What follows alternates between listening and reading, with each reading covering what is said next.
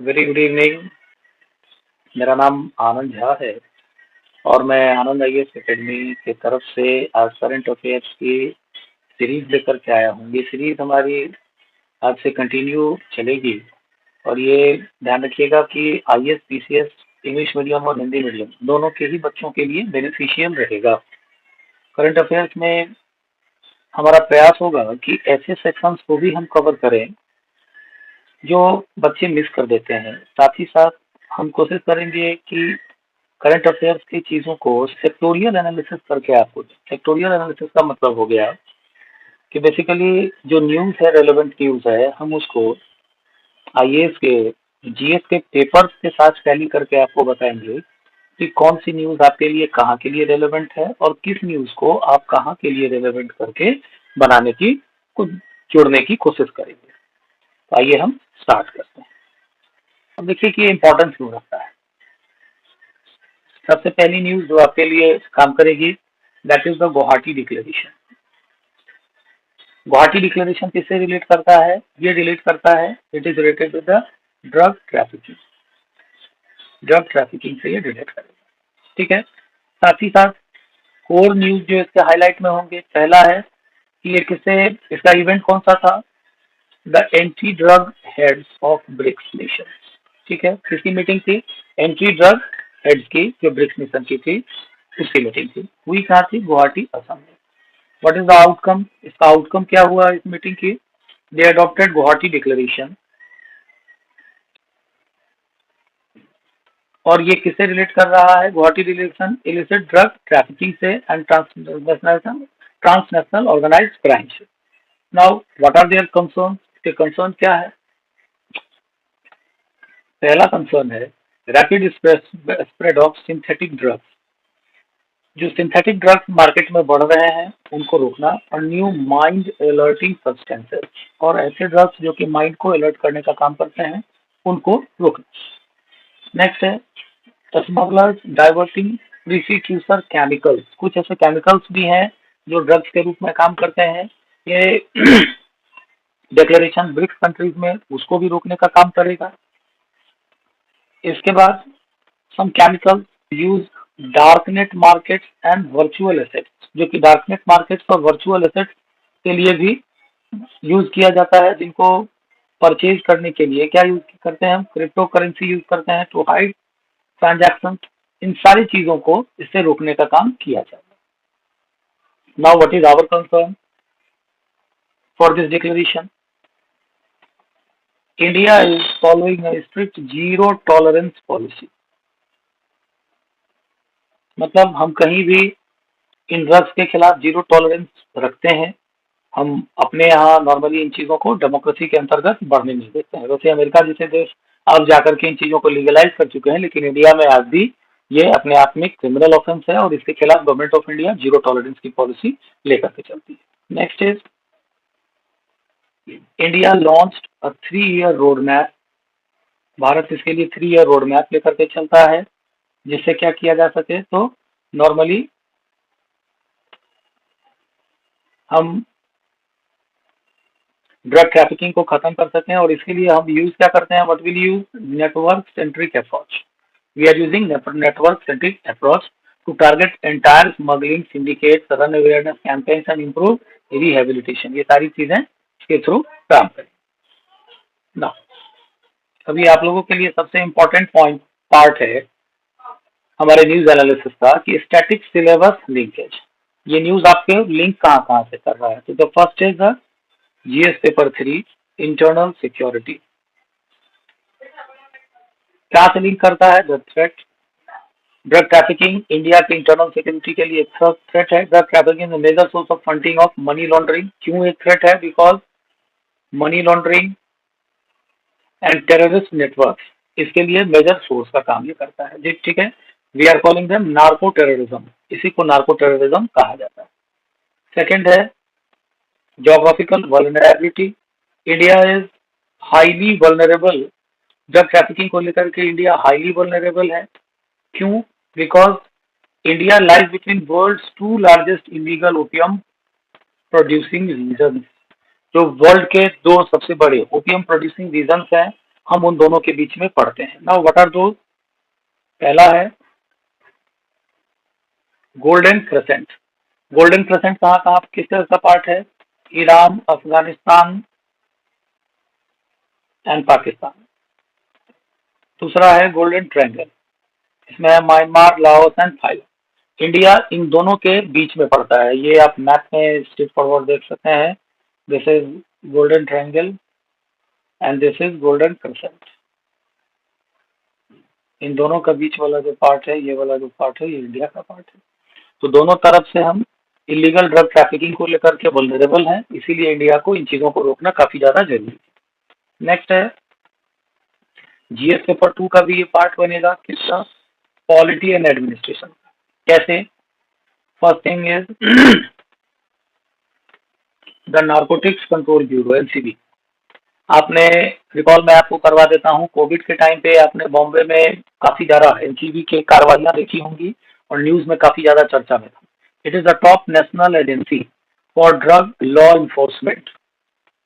India में drug law enforcement को करने के लिए सबसे बड़ी एजेंसी है नार्कोटिक्स कंट्रोल ब्यूरो।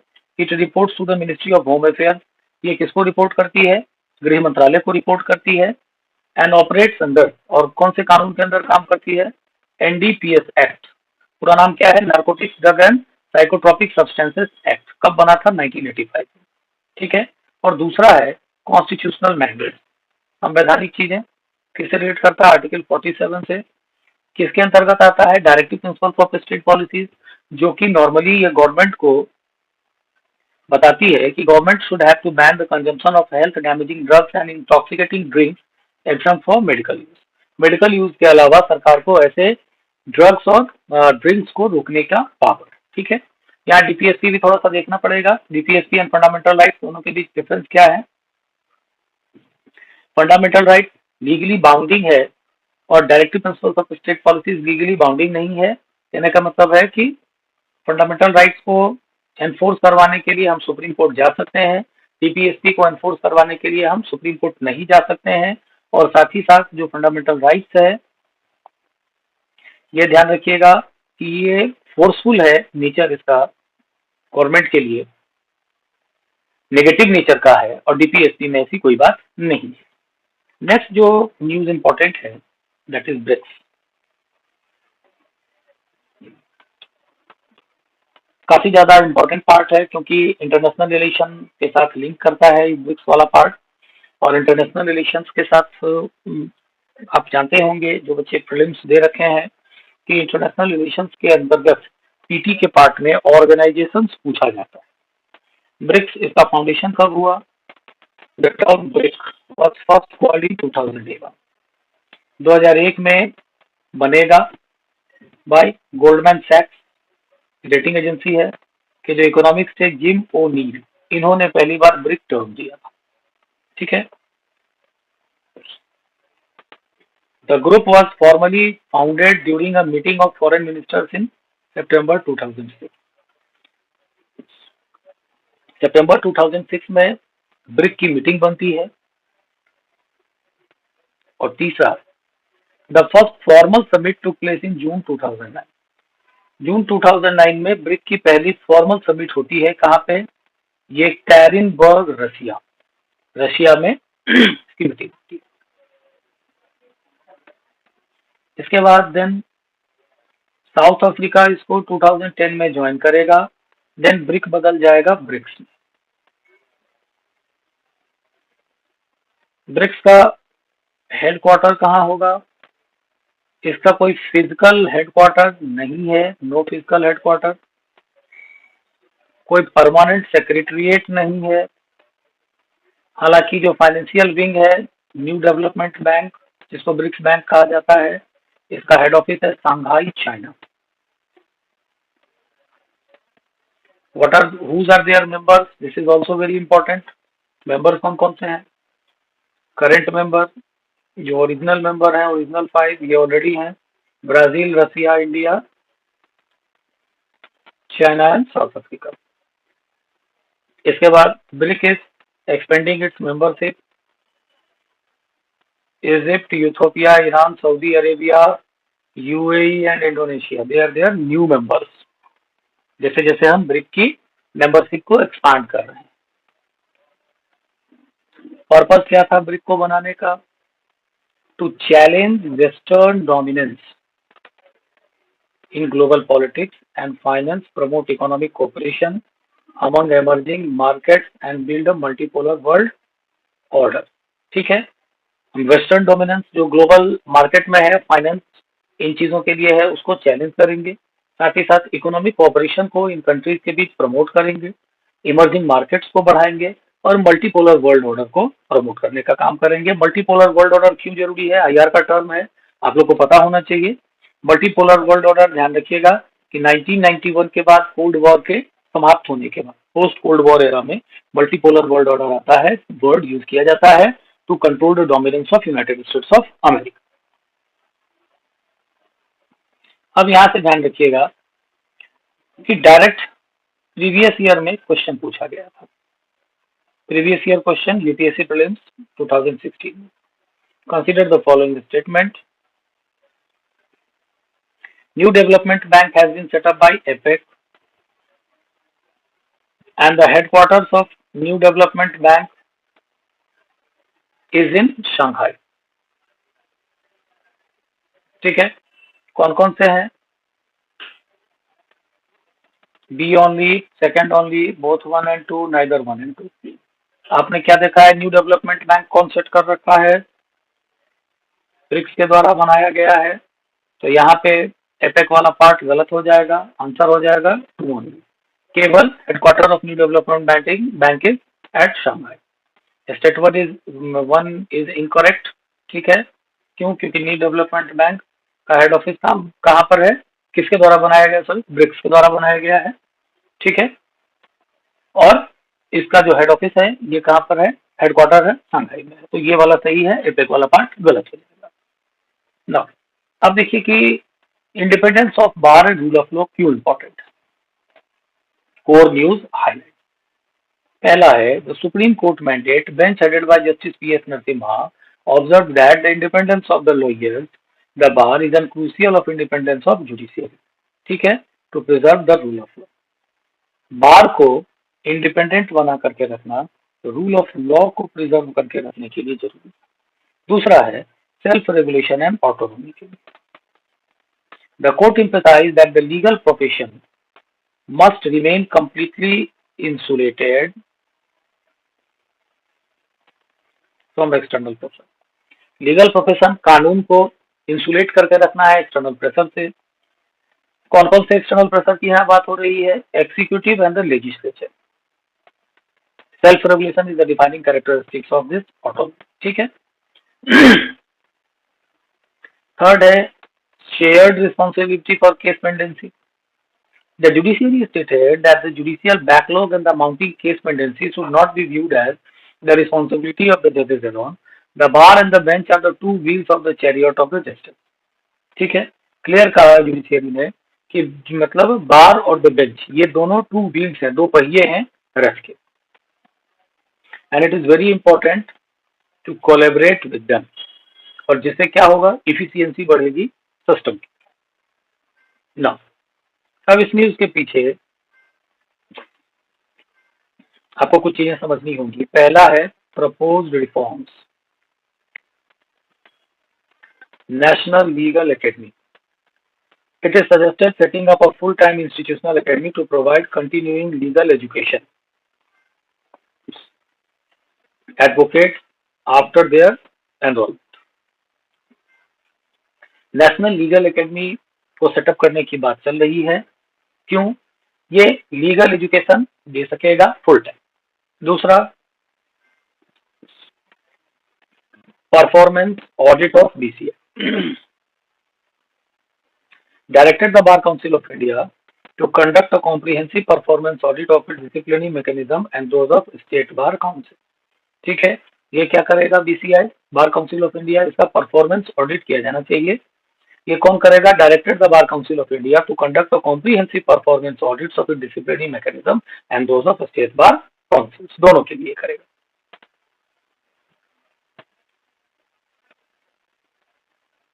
अब ये न्यूज आपके लिए कहां कहां से रिलेट कर रहा है? पहला है जीएस पेपर 2, पॉलिटी के पार्ट से रिलेट करेगा। और कैसे? फर्स्ट है rule of law. Rule of law क्या है? इंडियन कॉन्स्टिट्यूशन के आर्टिकल 14 का core principle. What is the core principle? क्यों इसको कहते हैं? यहाँ ध्यान रखिएगा कि the concept of rule of law ये कहाँ से आता है? इंग्लैंड से आता है। और इसको देने का काम करते हैं इंग्लैंड के जो ज्यूरिस्ट थे, एवी डाइसी, उन्हीं का कंसेप्ट। रूल ऑफ लॉ का सिंपल मतलब होता है कि कानून की नजर में हर व्यक्ति बराबर होगा विदाउट देयर स्टेटस। किसी भी व्यक्ति की कोई भी स्टेटस है, उसके बावजूद भी हर व्यक्ति कानून के नजर में बराबर होता है। ठीक है, यहाँ ध्यान रखिएगा, इंडियन कॉन्स्टिट्यूशन में आर्टिकल 14 के अंतर्गत हम लोग इसको लगाते हैं। ठीक है, it means the law is supreme. साथ ही साथ कानून इसमें क्या होगा? सबसे बड़ा होगा। आर्बिट्री पावर रखता है कानून, वो एब्सेंट रहेगा। And everyone is equal before law, हर व्यक्ति कानून की नजर में बराबर रहेगा। Supreme Court declared the rule of law as a basic structure in Indira Nehru Gandhi versus Raj Narayan 1975। इस केस में ध्यान रखिएगा कि सुप्रीम कोर्ट के द्वारा इसको बेसिक स्ट्रक्चर गिना जाता है। Now what is basic structure? बहुत पॉपुलर केस है, सिंपल सा कहानी है। केशवानंद भारती के केस के बाद जस्टिस सीकरी उस समय सुप्रीम कोर्ट ऑफ इंडिया के चीफ जस्टिस थे। उन्हीं के समय में 13 जजेस की बेंच बनी थी, जहां से बेसिक स्ट्रक्चर का डॉक्ट्रिन निकल के आता है। बेसिक स्ट्रक्चर का डॉक्ट्रिन वो कहता है कि मतलब लेजिस्लेटिव को, संसद को कानून में अमेंडमेंट करने की, संशोधन करने की पूरी आजादी होगी, लेकिन लेजिस्लेटिव कुछ ऐसे प्रोविजंस हैं जो कि हमारे बेसिक स्ट्रक्चर ऑफ डॉक्ट्रिन से रिलेट करता है। लेजिस्लेटिव उन चीजों को अमेंड नहीं कर सकती है। ठीक है, तो they are considered as a basic structure. यहाँ ध्यान रखिएगा कि रूल ऑफ लॉ को basic structure Indira Nehru versus Raj Narain के केस में बनाया गया। नेक्स्ट है सेपरेशन ऑफ पावर। ये आर्टिकल 50, इंडियन कॉन्स्टिट्यूशन का आर्टिकल 50 इसको बताता है। ये है क्या? सेपरेशन ऑफ पावर्स, ध्यान रखिएगा, सेपरेशन ऑफ पावर्स की थ्योरी मॉन्टेस्क्यू देते हैं। 17th सेंचुरी की ये थ्योरी है कि स्टेट के पावर्स को सेपरेट कर देना चाहिए और इसके लिए 3 विंग्स बनाए जाने चाहिए, एग्जीक्यूटिव, लेजिस्लेटिव और जुडिशियरी। ठीक है, यहाँ ध्यान रखिएगा कि जब कभी भी डेमोक्रेसी की बात होगी या पार्लियामेंट्री फॉर्म ऑफ गवर्नमेंट की बात होगी, तो वो 100% सेपरेशन ऑफ पावर्स पे बेस करके काम नहीं करता है। क्यों? क्योंकि 100% सेपरेशन ऑफ पावर्स को बेस करके काम करने वाली गवर्नमेंट कौन सी है? प्रेसिडेंशियल फॉर्म ऑफ गवर्नमेंट है। यहाँ ध्यान रखिए कि पार्लियामेंट्री फॉर्म ऑफ गवर्नमेंट में चूंकि एग्जीक्यूटिव का फॉर्मेशन लेजिस्लेटिव से ही होता है, ये ध्यान रखिएगा। एग्जीक्यूटिव का फॉर्मेशन बहुत सिंपल सा पार्ट है। एग्जीक्यूटिव का फॉर्मेशन का मतलब हो गया, एग्जीक्यूटिव मतलब कार्यपालिका, कार्यपालिका का निर्माण विधायिका से होता है। तो इसीलिए यहाँ ध्यान रखिएगा कि पार्लियामेंट्री फॉर्म ऑफ गवर्नमेंट में केवल और केवल एग्जीक्यूटिव और जुडिशियरी को सेपरेट करने की बात करता है। ये ध्यान रखिएगा, आर्टिकल 50 इंडियन कॉन्स्टिट्यूशन में हमारा इसकी बात करता है। ठीक है, तो ये ध्यान रखिएगा कि ये क्या करेगा जो डीपीएससी का पार्ट है, direct the states to separate the judiciary from executive to maintain democratic equilibrium. और ये जरूरी है डेमोक्रेटिक इक्विलिब्रियम को बनाए रखने के लिए। और तीसरा फैक्ट जो इसमें है that is bar council of India. Bar council of India ये क्या है? स्टैट्यूटरी बॉडी है। बनाया कब गया था? एडवोकेट एक्ट 1961 से इसको बनाया जाता है। ये काम क्या करता है? Regulate legal education and professional conduct for lawyers. ठीक है, लॉयर्स के लिए लीगल एजुकेशन और प्रोफेशनल कंडक्ट को कंट्रोल करने का काम करता है। साथ ही साथ attorney general of India and the solicitor general of India officio chairman, इसके चेयरमैन होते हैं। ठीक है, वो is attorney general. Attorney general Bharat सरकार के फर्स्ट लॉ ऑफिसर होते हैं। सॉलिसिटर जनरल स्टेट्स में होते हैं, उनके लिए होते हैं। Then major challenges in judiciary, judiciary के साथ तो challenges, high pendency of cases. सबसे बड़ा चैलेंज क्या है जुडिशियरी के सामने? High pendency of cases. बहुत बड़े संख्या में जुडिशियरी के पास केसेस रखे हुए हैं, एक्सीडिंग 5 करोड़, 5 करोड़ से ज्यादा केसेस जुडिशरी के सामने पेंडिंग पड़े हुए हैं, all levels of the court in India. Low जज टू पॉपुलेशन रेशियो, साथ ही साथ दूसरा क्या है, जजेस की जो पॉपुलेशन है वो कम है इंडिया के खुद के पॉपुलेशन के रेशियो में। तीसरा क्या है, lack of standardised continuing education for legal professionals, और जो लीगल प्रोफेशनल्स हैं उनके लिए जो स्टैंडर्डाइज और मतलब ये कह लीजिए कि लीगल प्रोफेशनल एजुकेशन होने चाहिए, उसमें भी कमी।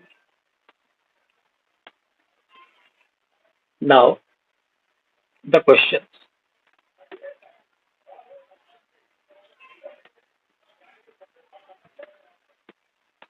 ये ध्यान रखिएगा,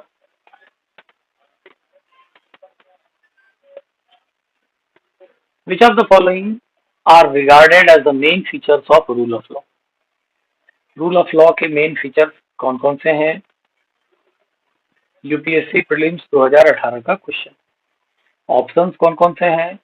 limitations of power, equality before law, people's responsibility to the government and liberty and civil rights. आपको करेक्ट आंसर इसमें चेक करने हैं, 1 and 3, 2 and 4, 1, 2 and 4, 1, 2, 3 and 4। Correct answer is 1, 2 and 4। 3 क्यों नहीं होगा? पीपल्स रिस्पॉन्सिबिलिटी टुवर्ड्स गवर्नमेंट, इसकी कोई मतलब है ही नहीं। रूल ऑफ लॉ अभी हमने बताया है, ये क्या करता है? लिमिटेशन ऑफ पावर की बात करता है, सेपरेशन ऑफ पावर की बात करता है, इक्वलिटी बिफोर लॉ की बात करेगा, और सिविल राइट्स और लिबर्टी की बात करता है। ये ध्यान रखिएगा, कभी भी रिस्पॉन्सिबिलिटी ऑफ द जनता की सरकार के प्रति जिम्मेदारी की बात नहीं करें, ठीक है। The rule of law limits arbitrary state power, treats all individuals equally before the law, and protects fundamental freedom and civil rights. Statement 3 is incorrect because it is a constitutional democracy. It is that government that is responsible and accountable to the people, not in other way around. ठीक है, important question है, सरल question है।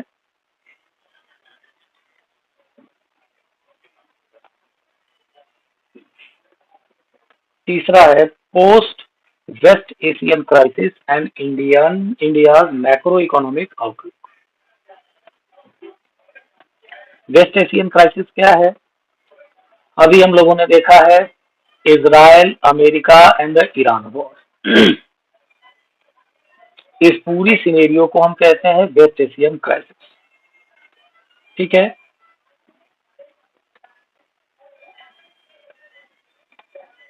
इसका India macro economic outlook पे क्या प्रभाव पड़ेगा? What is micro and macro? आपने पढ़ा होगा, these are the two types of the economics, दो forms of the economics, sorry forms of the economics है माइक्रो एंड मैक्रो, समष्टि अर्थशास्त्र और व्यष्टि अर्थशास्त्र। मैक्रो इकोनॉमिक्स क्या करता है? बड़े लेवल पे इकोनॉमिक्स को डिवाइड करके और देखने का काम करता है। माइक्रो इकोनॉमिक्स छोटे छोटे चीजों को देखने का काम करता है, जो हम लोगों ने पढ़ा था 11th की एनसीईआरटी में, रेगनर स्मिथ इसको देता है। अब यहाँ पे ध्यान रखिएगा, इसमें ये आर्टिकल ध्यान रखिएगा, सी रंगाराजन ने लिखा है, सी रंगाराजन के साथ डी के श्रीवास्तव लिखते हैं। इनका अपना अलग मानना है।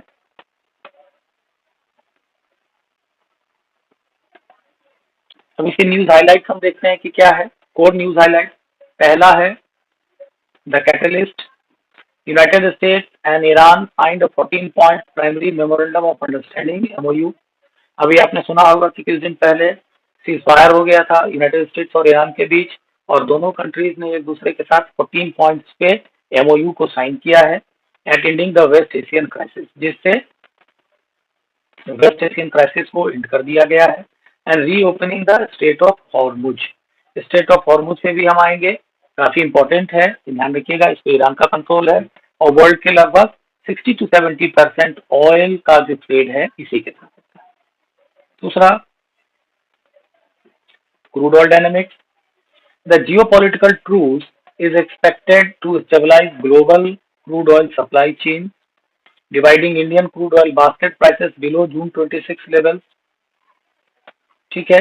पर बैरल यहाँ ध्यान रखिएगा कि जून 2026 से भी लो हो गया है अभी इंटरनेशनल मार्केट में क्रूड ऑयल के प्राइसेस, $86.3 पर बैरल हो गया है। तीसरा है ग्रोथ प्रोजेक्ट, ये इंपॉर्टेंट है, real GDP growth, and nominal GDP growth. यहाँ ध्यान रखिएगा कि पहली चीज जीडीपी है क्या, what is GDP, bar bar question पूछता है, बच्चों के बीच कंफ्यूजन भी है। यहाँ ध्यान रखिएगा कि व्हाट इज जीडीपी। जीडीपी को ग्रॉस डोमेस्टिक प्रोडक्ट बोला जाता है और इसको हम कहते हैं it is the gross value of final goods and services produced with in the domestic territory of any country in a financial year. एक वित्त वर्ष में किसी देश के अंतर्गत उत्पादित अंतिम वस्तुओं और सेवाओं के कुल मूल्य को हम ग्रॉस डोमेस्टिक प्रोडक्ट कहते हैं। रियल जीडीपी और नॉमिनल जीडीपी ये किसके लिए यूज किया जाता है, जीडीपी डिफ्लेटर को निकालने के लिए। यहाँ ध्यान रखिएगा कि जीडीपी, रियल जीडीपी का ग्रोथ क्या है, आरबीआई ने बताया है रियल जीडीपी ग्रोथ ऑफ 6.6%, 6.6% रहेगा। Nominal GDP around 12.4%। Higher implicit price deflator based on inflation rate estimated to 5.4%, sorry. ठीक है, काफी इंपॉर्टेंट है आप लोगों के लिए।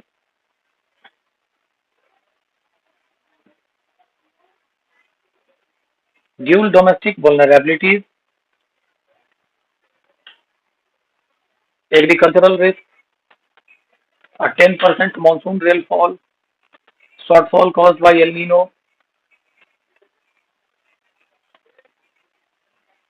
combined with domestic fertilizer shortage,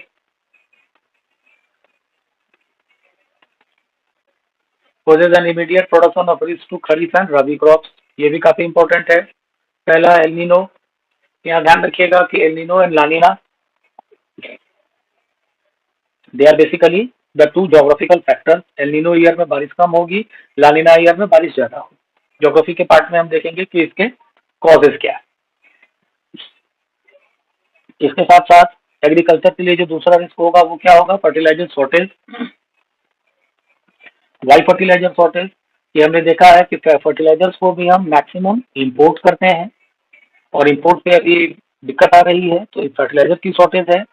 और इस पे इन दोनों का इम्पैक्ट किसके पड़ेगा, खरीफ एंड रबी क्रॉप्स पे। खरीफ क्या है, रबी क्रॉप, रबी क्या है, these are the crop cycles. ध्यान रखिएगा खरीफ की फसल कब होगी, अभी देखिएगा, ध्यान रखिएगा कि जुलाई से लेकर के अक्टूबर के बीच, सितंबर तक की जो फसल है इसको खरीफ की फसल करते हैं।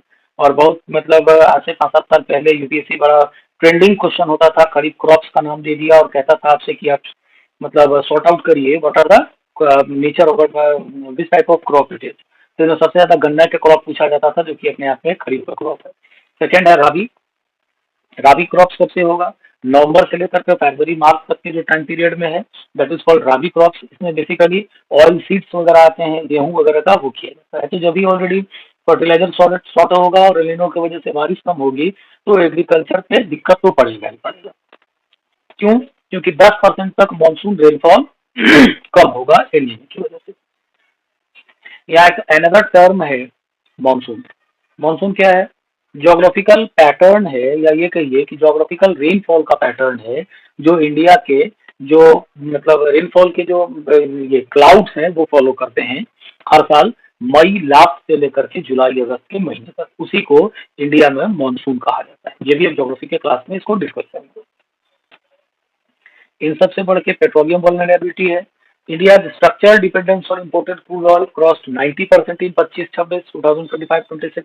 ठीक है, ये सबसे बड़ी बात है कि हम जो हमारा जो डिपेंडेंस है इंपोर्टेड क्रूड ऑयल पे ये बढ़ के 90% चला गया है। मतलब हम 90% जो इंडिया के यूजेस हैं क्रूड ऑयल के, इसमें हम क्या करते हैं, इंपोर्टेड क्रूड ऑयल पे फोकस करते हैं। ठीक है, and the domestic production continues to sink. और यहाँ पे हमने देखा है कि एक्सटर्नल फैक्टर्स हैं, एलिनो का इफेक्ट है जो कि मानसून को के रेंज को कम करेगा, फर्टिलाइजर का शॉर्टेज है, पेट्रोलियम वल्नरेबिलिटी है। ये सब कंडीशंस इंडिया के साथ पोस्ट ईस्ट एशियन क्राइसिस के कंडीशंस में दिख रहे हैं। इसके साथ साथ fiscal and external account shocks, RBI transferred a divided of 2.69 lakh crore to central government providing significant fiscal cushioning. ठीक है, रिजर्व बैंक ऑफ इंडिया ने 2.69 लाख करोड़ सेंट्रल गवर्नमेंट को पैसे दिए हैं जिससे सीजल कुशनिंग उसको मदद मिल सके। Why the normalisation of trade with strait of Hormuz India current account deficit is projected to decline approximately 1.5% of GDP। ठीक है, यहाँ पे करंट अकाउंट डेफिसिट है, चालू खाते का घाटा है। चालू खाता क्या होता है, करंट अकाउंट क्या है और कैपिटल अकाउंट क्या है। इकोनॉमिक्स में आपने पढ़ा होगा एक्सटर्नल सेक्टर में कि जो करंट में जो हम ट्रेड करते हैं किसी कंट्री के साथ, उसकी चीजें जो है, उसकी जो रेवेन्यू और डेफिसिट की बात है, वो सारी की सारी करंट अकाउंट में आएंगी। ठीक है, तो यहाँ ध्यान रखिएगा कि करंट अकाउंट डेफिसिट भी इंडिया का 1.5% हो गया है कुल टोटल जीडीपी का 2026-27 का। अब इस न्यूज को लिंक कहाँ करना है, this is very important. We should link it with the portion of Indian economy and micro economics. इस वाले पार्ट के साथ हम इसको लिंक करेंगे जीएस पेपर 3 के साथ। पहला, जीडीपी डिफ्लेटर। जब हम रियल जीडीपी और नॉमिनल जीडीपी के बीच के डिफरेंस को निकालते हैं, that is called GDP deflator. इस जीडीपी डिफ्लेटर से हम किस चीज को प्रेडिक्ट करते हैं, ग्रोथ रेट को प्रेडिक्ट करते हैं। ठीक है, यहाँ आपको ध्यान रखना है कि जो अभी हमने देखा था कि जीडीपी डिफ्लेटर के जो नॉमिनल जीडीपी और रियल जीडीपी के डेटा थे, उसके थ्रू हम ग्रोथ रेट को निकालेंगे। नॉमिनल जीडीपी कैसे निकालते हैं, करंट प्राइसेस में निकालते हैं। रियल जीडीपी किस पे निकालते हैं, कांस्टेंट मार्केट प्राइसेस पे हम कैलकुलेट करते हैं। ये जीडीपी के डिफ्लेटर का फॉर्मूला है, nominal GDP by real GDP into 100। ठीक है, इसके बाद है consumer price index and wholesale price index, which track a fixed rigid basket of goods. The GDP deflator is dynamic, it automatically reflects the structural shifts and changing consumption of investment patterns across all domestically produced goods and services। ठीक है, ये मतलब GDP deflator किससे link करेगा, consumer price index से और wholesale price index से। और ये यूज किसके लिए किया जाता है, domestically produce goods and services. उसके सेंस में जब हम ग्रोथ को तुलना करते हैं तो वहां इसको हम यूज करते हैं। इसके बाद है current account deficit, capital account deficit. ये किस चीज को मेजर करता है, net value of country trades in goods services and transfer payments.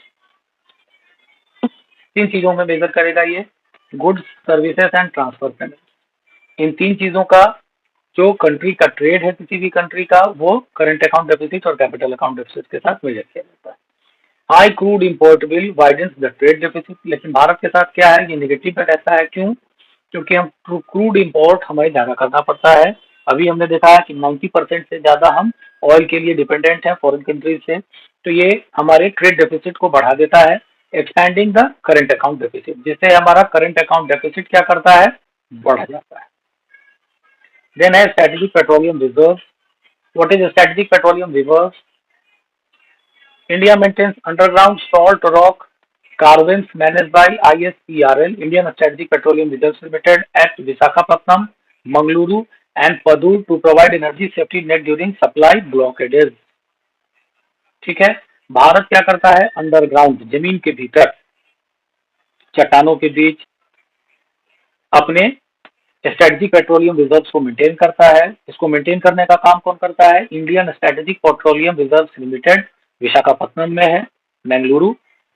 ठीक है, पोर्ट है ये, ईस्टर्न कोस्ट पे पोर्ट सिटी है, ध्यान रखिएगा, जो कि एनर्जी सेफ्टी को ब्लॉकेडेज की ड्यूरेशन में मेंटेन कर सके। इसके बाद जो दूसरा इंपॉर्टेंट टॉपिक है इसका, that is straight of Hormuz. GS paper 1 paper 2 दोनों का पार्ट पड़ेगा। जीएस पेपर 1 में वर्ल्ड ज्योग्राफी की चीजों को ये कवर करेगा, जीएस पेपर 2 में इंटरनेशनल रिलेशन की चीजों को ये कवर करता है। ये वाला जो पार्ट है, this is called straight of Hormuz. यही है स्ट्रेट ऑफ हॉर्मुज। ठीक है, ये देखना है, ऊपर देखिए ये ईरान के कंट्रोल में है। ठीक है, लोकेशन कहाँ है, narrow strategically vital waterway located between Iran to the north and Oman, Musandam peninsula enclave to the south. ठीक है, ईरान और ओमान के बीच में है। वाटर कनेक्टिविटी के रूप में कैसे काम करता है, it serves as the sole maritime exit connecting to the oil rich Persian Gulf and the Gulf of Oman. दोनों के बीच की चीजों को ये कंट्रोल करने का काम करता है। अरेबियन सी और इंडियन ओशन के बीच के ऑयल ट्रेड को ये कंट्रोल करता है। डायमेंशन कहाँ का है? रफली 104 माइल्स इन लेंथ, 104 माइल के आसपास का ये लेंथ में है, और 21 से 24 नॉटिकल माइल्स के एरिया को ये कवर करता है, नैरोएस्ट चोक पॉइंट। ठीक है, शिपिंग कॉरिडोर्स इसमें कौन कौन से हैं? prevent collisions, ships navigate through specific inbound and outbound shipping lanes. Each lane is 2 mile wide, separating a 2 mile wide buffer zone. क्योंकि पतला सा एरिया है तो कोलिजन से रोकने के लिए ये करते क्या है, तो 4 माइल के एरिया से ये जाने का काम करते हैं, और बेसिकली 2-2 माइल का जोन बनाया गया है जो कि एक दूसरे को इसमें सेपरेट करता है। These lanes fall within the territorial water of Oman and Iran. Oman और ईरान के टेरिटोरियल वाटर के अंतर्गत ये एरिया आता है, but opens to international transit under global maritime laws. ठीक है, उसके अंतर्गत ग्लोबल मैरीटाइम लॉज के अंतर्गत ये आता है। देन है geopolitical and economic significances. Paper 1 international relation का, पेपर 2 इंटरनेशनल रिलेशन का भी ये पार्ट बनेगा। इसके लिए किसके कौन कौन से पार्ट इसके इंपॉर्टेंट होंगे? Global energy lifeline, straight of Hormuz अपने आप में ग्लोबल एनर्जी लाइफलाइन है। क्यों? क्योंकि 20 मिलियन बैरल्स पर डे यहाँ से ट्रांसफर किया जाता है जो कि 1/5 है ग्लोबल पेट्रोलियम कंजप्शन। ठीक है, वर्ल्ड के कुल ग्लोबल पेट्रोलियम कंजम्पशन का 1/5 हम यहीं से ट्रांसफर करते हैं। 25% of the total seaborne trade oil, जो समुद्र के रास्ते ट्रेड होता है ऑयल का, उसको ये कंट्रोल करता है। एलएनजी पैसेज, वर्ल्ड का लगभग लिक्विफाइड नेचुरल गैस, इसका 1/5 को ये ट्रेड करता है। प्रैक्टिकल अल्टरनेटिव्स, इसके लिए आज भी यदि इसको लॉक कर दिया जाए तो वर्ल्ड में कोई प्रैक्टिकल इसके अल्टरनेटिव्स नहीं है, लाइक मलक्का और इस तरीके का कोई सऊदी अरेबिया, ये सब रेड सी, ये सब इसका कोई भी ऑल्टरनेटिव अभी तक वैसा नहीं है जिसके through pipeline capable of bypassing the straight की चीजों को हम बाईपास कर दें।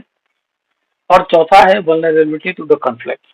ये जो कॉन्फ्लिक्ट अभी ग्लोबल वॉर में चल रहे हैं, इन चीज को लेकर के भी ये एरिया पूरा वल्नरेबल है।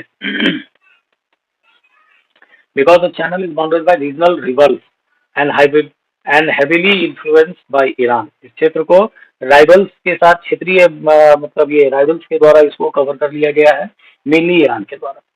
आपने देखा होगा कि किस तरीके से ईरान अभी गल्फ वॉर में सीधा स्ट्रेट ऑफ हॉर्मुज को ही कवर करने का काम या कैप्चर करने का काम करता है, और इससे सारे फर्टिलाइजर्स, मेटल, ये सारी चीजों को ये रोक देते हैं। प्रीवियस ईयर क्वेश्चन देखिए, जीडीपी डिफ्लेटर भी पूछा हुआ है। What is GDP deflator?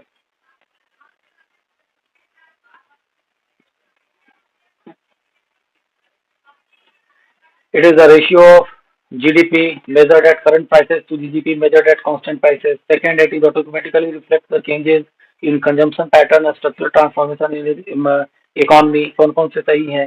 तो यहाँ ध्यान रखिएगा, both 1 and 2 are correct because GDP deflator is the standard ratio used to convert nominal GDP into real GDP. और दो क्यों कम ये हो जाएगा करेक्ट? क्योंकि कंजम्पशन ये कंज्यूमर प्राइस इंडेक्स क्या करता है? फिक्स बास्केट ऑफ गुड्स को यूज करता है। GDP deflator domestically produce goods and services को यूज करता है, जो कि अपने आप में डायनामिकली एडाप्टिंग फीचर है इंडियन इकोनॉमिक कंजम्पशन का। ठीक है, इसीलिए ध्यान रखिएगा कि दोनों के दोनों सही हैं और बोथ 1 and 2 इसके आंसर्स होंगे। नाउ आज का सेशन यही समाप्त होता है। Very very thank you. ज्यादा से ज्यादा हमारे चैनल को लाइक, शेयर और सब्सक्राइब करिए। इसके साथ साथ हम लोग धीरे धीरे स्ट्रैटेजिक पोर्शन की भी चीजों को लेकर के आएंगे। प्रीवियसली पॉलिटी, गवर्नेंस और इंटरनेशनल रिलेशन वगैरह की चीजों को भी लेकर के आएंगे। पॉलिटिकल साइंस ऑप्शनल के लिए भी चीजें हम कोर्स लॉन्च करेंगे, और साथ ही साथ content free of cost content YouTube पे देंगे। जिन बच्चों को जुड़ना होगा हमसे जुड़े। बहुत बहुत धन्यवाद।